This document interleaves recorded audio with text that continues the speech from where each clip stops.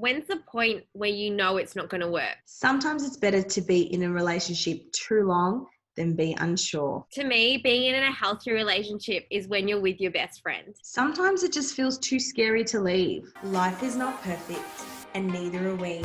Welcome to Raw and Unhinged. Lara and Steph will be bringing you real and insightful chats on health, psychology, fitness, and nutrition. Lara is a qualified nutritionist and fitness enthusiast who loves her pizza, and Steph, a registered psychologist, author, and renowned brunch queen. We hope you're ready for today's chat. Hey guys, and welcome back to our episode of Raw and Unhinged. So today we are following on from our last talk about relationships, and today we wanted to cover a few topics in particular. So first of all, we really want to talk about what makes a good relationship. So Seth, what makes a good relationship to you? Oh, I've been waiting my whole life to answer this. Hang on, let me bring out my book and I'll go through it. Seeing I'm not in one at the moment, I think I can still help with that question. But I think I work a lot with people who are in relationships, and I guess one thing I do see in relationships that are healthy is communication. And this gets thrown around a lot, but I think not just communication, but being open to actually listening and taking on board what your partner is saying. A lot of people can get defensive or upset when it comes to feedback, but I think under the umbrella of communication, listening and being open to what your partner is saying to you is one sign of a healthy relationship. It's so true. And even thinking about, I'm in a relationship at the moment, and most of you guys might know, and like in you talking about communication. So for me, I tell a lot of my girlfriends, like me and Pete never have fights, or we never have talks or like anything like that. Yes, we do get upset, but at the same time, we do talk about a lot of things. And I think communication is key.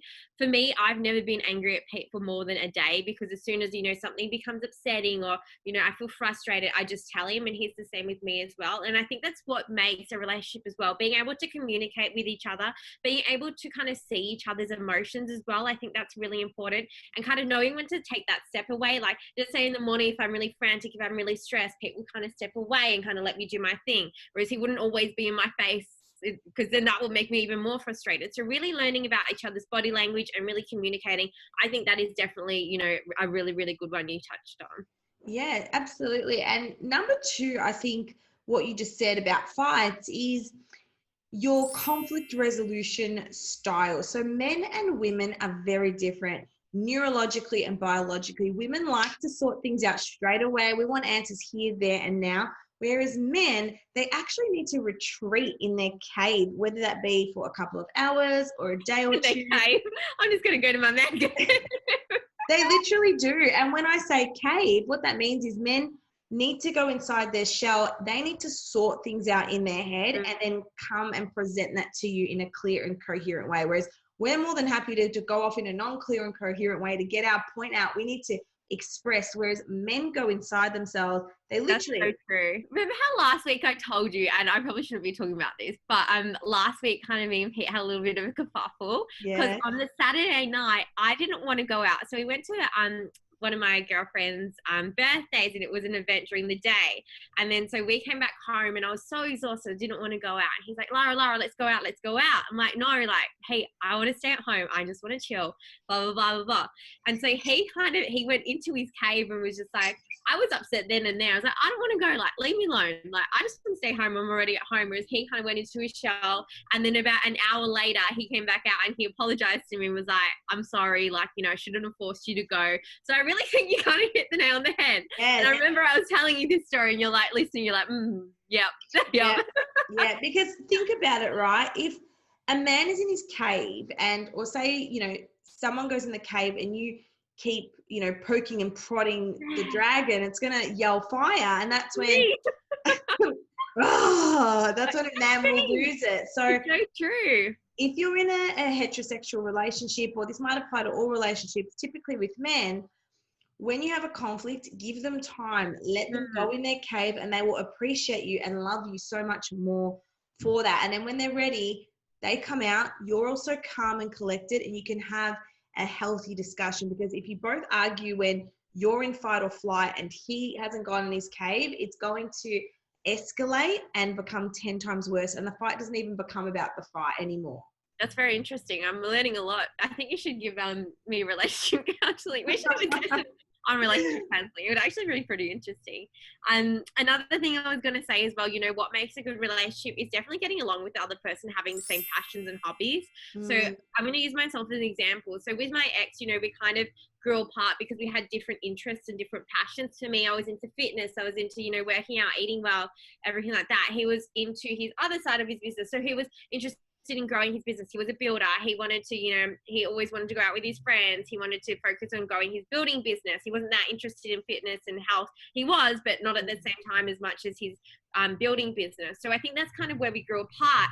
Whereas where I met Pete, you know, we are exactly the same person. When I first met him, I was like, it's just a girl version of me. I was like, hang on. I was like, all you need is boobs and blonde hair. Yeah. But no, we were totally the same person. I think it makes it really easy to get along with. At the same time, it can be a bit frustrating, but I'd rather have someone who I can, you know, go to the gym with, train with. He does social media, everything like that. So it makes it a lot easier to kind of do it in that context as well. Yes, I love that. You've got to find someone who complements you. A lot of people are looking for someone to complete them, but you should be a complete human being and then find someone to complement you. And I relate. So when I was a psychology student and I was in a relationship, I remember going to my supervisor and saying, hey, like, can two people with different values in a relationship, you know, make it work? Just asking for a client, but secretly I was asking for myself because I made my ex-boyfriend do a values cards exercise. So a values cards exercise is when you get like a bunch of cards and they all have different values on them, like family, friends, health and fitness, you know, relaxing, wealth, whatever it is. And I did my value cards ages ago, and step number one, I wanted him to do this fun exercise, but like he was reluctant to do it because he wasn't, he didn't care about personal growth. He didn't think personal growth was important. But anyways, I did it with him. And then when I did it, I was like, what the hell? I'm like, how? I didn't say this, but like, how is that your values? They're so different to mine. And I was thinking, can people with two different sets of values, you know, make it work? And I remember my supervisor saying, yeah, they can. That doesn't sound too convincing. Yeah. But I disagree. I don't think they can. Yeah. I think you need to have the same values as your partner. Otherwise, it's like, yes, it can work, but you would probably need to lower your level of satisfaction in the relationship. This is what I mean. Anything can work, but there's always a cost to it. So I agree. Yeah. That's one thing I think I'm definitely looking for moving forward is someone with the same or very similar values to mine, because your values dictate everything. They come into your work life, they come into your health, they come into your family orientation. And if you both have completely different things that you deem as important in your life and significant, then there's going to be some disconnect. It's so true. So next question for you, and you would say it a lot because, you know, you do see a lot of clients kind of in this context. And what's the kind of main downfall you see in relationships, why people break up or why it might not be working? You know, I'm going to use myself as an example. So with me and my ex, it wasn't working because we both had different paths. So for me, you know, I was on the fitness. I wanted to kind of, you know, I was more nutrition, everything like that. And he wanted to grow his business, do this and that. And so we're kind of just on different paths and different wavelengths. And so for us, you know, we kind of just grew apart as people. But, you know, like I said, you do with a lot of clients, and there would be a lot of differing reasons why people grow apart or just break up, and everything like that. So what's your kind of take on that? This is a tough one because sometimes I think, if only that person was a bit more confident, then they would see things a lot different. If only that person, you know, had a higher self-esteem or was more aware of how this person's treating them, then it would be different. So I think it comes down to you and how you are as a person and working on yourself first and foremost before you work on the relationship. I think you need to work on yourself before you work on the relationship, because when you are, I guess, a stronger and resilient and confident person, you realize what you are going to settle with and what you're not going to settle with. And the problem is, throughout a relationship, people do grow and become more confident. But what happens is they then say to their partner, you know, I want you to do this, or I want you to change, and I don't, you know, want to settle for that anymore. But the partner's like, I've always been this way. Why are you trying to make me change now?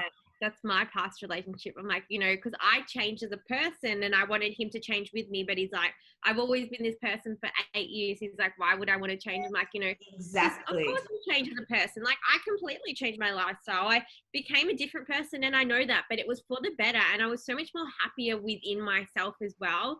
And I think I was expecting him to change along with me, but he wasn't. He was still the same person, which, you know, I don't mind, but, you know, just me trying to make him change as well. I think it was frustrating, and I kind of saw that I could do it, but obviously I couldn't. And that's, you know, it's okay at the end of the day, because, you know, we both left on good terms. But I know a lot of people, you know, they kind of veer to cheating, or they veer to other directions to kind of get out of the relationship. I've heard a lot of stories, especially from girlfriends and everything like that, and just like, you know, on social media of guys just cheating on their girlfriends, or, you know, things like that. And it's not the good way to get out of it. I think definitely, you know, if you have a problem with someone, and I've always believed this, tell them.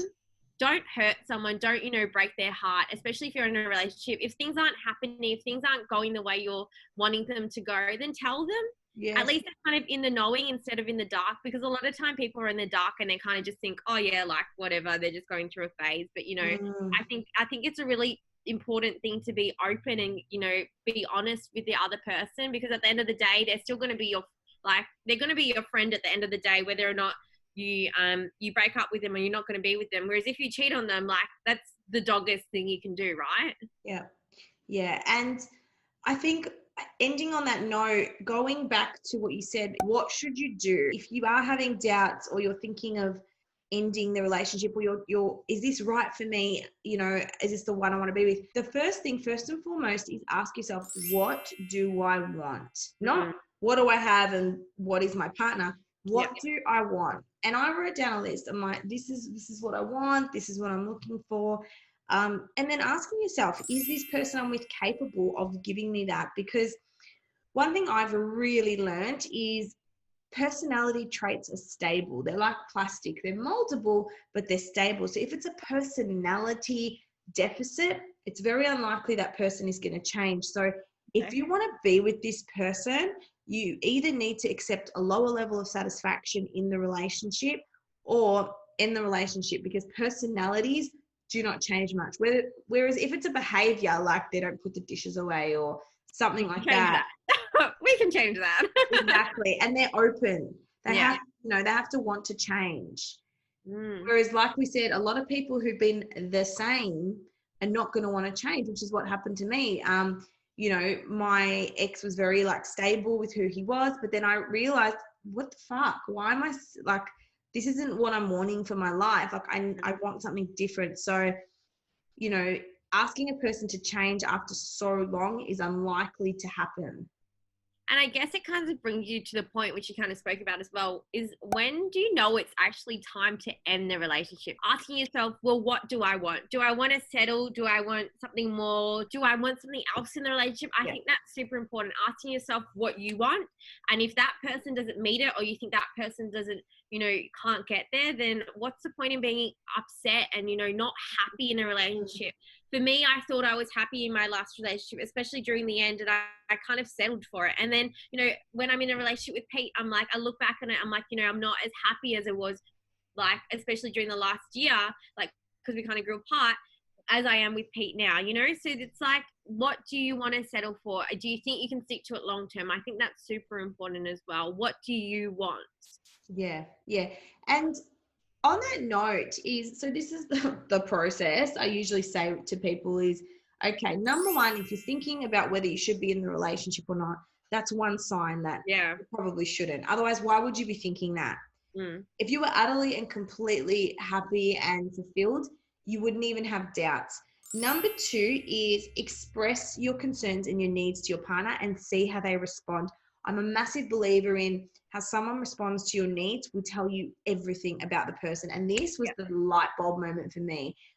When I expressed my needs, they were dismissed, they were minimized, they were invalidated. And I think that's why for so long I'm like, oh, maybe I am emotional, or maybe there is something going on with me. So, and then number 3 is have a probationary period. So have a period of maybe like 3 months where you say, okay, this is my needs, this is what I need. Let's give this a go for 3 months. If things don't really change, then we are going to have to end this relationship. So it's almost like you give the person a heads up, you put a probationary period on it. And I remember I went through this with a friend of mine who's a psychologist, and he said to me, he goes, Steph, it's better to be in a relationship with someone 6 months too long than break up with them and be like cripplingly unsure. So I said, okay. So I that's what I did. I had the probationary period. I went through it. I was really clear as to what I wanted.